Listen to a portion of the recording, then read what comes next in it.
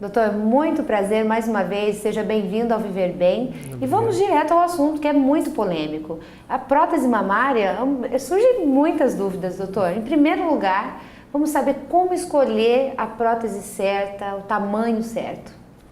Você falou duas coisas bem certas, o tamanho e o tipo de prótese que tem que ser escolhida. Então isso depende muito e depende exclusivamente das medidas do paciente, os desejos que ela tem como modelo de mama ideal. Então, as medidas do próprio paciente são importantíssimas, o biotipo dela, se ela é mais longilínea, se ela é mais curtinha, se ela tem um tórax mais largo, se ela tem um tórax mais estreito, tudo isso influencia. E a prótese também é diferente, né, doutor? Tem umas que tem base maior. Isso. Como é que funciona? A gente determina o tamanho da prótese, justamente pela base, né? Principalmente pela base. Se a mama, por exemplo, está muito separada, a gente tem que usar uma base um pouco maior para chegar a uma mama mais próxima à outra. Isso aí a base influencia a aproximação das mamas. Isso significa, doutor, desculpa te interromper, Pode mas falar. que já vai, por exemplo, aquela mulher que tem a sensação, ou realmente tem de verdade aquele peito, o seio, a mama mais separada, a cirurgia de silicone pode juntar esse seio, pode trazer mais perfeição? Pode juntar e pode trazer mais simetria entre as duas mamas. A prótese de silicone também ela pode ser usada de tamanhos diferentes e tipos diferentes justamente para corrigir essas assimetrias que a pessoa tem. E por onde colocar, doutor?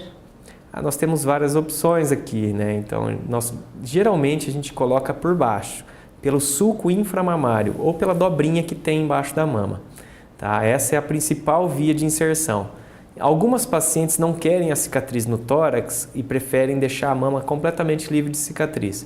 E a gente pode usar então a via axilar, uma cicatriz na axila. E eventualmente, quando a paciente tem alguma imperfeição com relação ao posicionamento do bico do seio, ou se ele está olhando muito para baixo, ou se tem um olhando para um lado, outro para o outro, e assim vai. Se tem assimetrias em relação ao bico, que a gente chama de complexo areolo-papilar, se eles estão separados, se eles estão diferentes, a gente pode usar a incisão pela areola justamente para corrigir isso daí. E com relação, doutor, a ser por cima do músculo e por baixo, tem muito a ver com a história da mulher não ter sido mãe, de repente quer amamentar, surge sempre essa dúvida? Sempre tem essa dúvida, né? Então, lógico que cada cirurgião determina o tipo de técnica que lhe convém. Mas a longo prazo a gente vê que próteses são colocadas pelo menos parcialmente embaixo do músculo, elas se mantêm no mesmo lugar por mais tempo. Isso pode trazer assim um aspecto muito bonito a longo prazo, né? Então ela se mantém mais firme. Doutor, e muitas meninas já têm esse desejo do corpo perfeito, a gente vê muito isso na mídia, claro, querem colocar o silicone quanto mais cedo possível, né? Já pedem de aniversário de 15 anos. Agora, como é que funciona para o médico se posicionar diante dessa paciente? Qual é a idade ideal? A idade ideal é quando a paciente já tem a mama completamente formada, com o seu corpo completamente formado. É muito difícil a gente estipular uma idade, mas geralmente eu só faço esse tipo de cirurgia com consentimento dos pais a partir dos 17 anos de idade.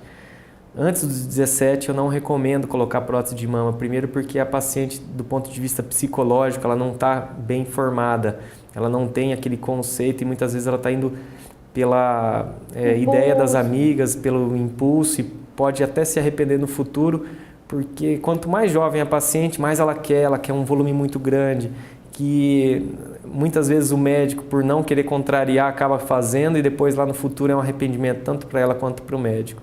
Então, eu procuro deixar o paciente sempre à vontade para escolher, só que a decisão final sempre é do médico, porque ele sabe a longo prazo como que vai se comportar.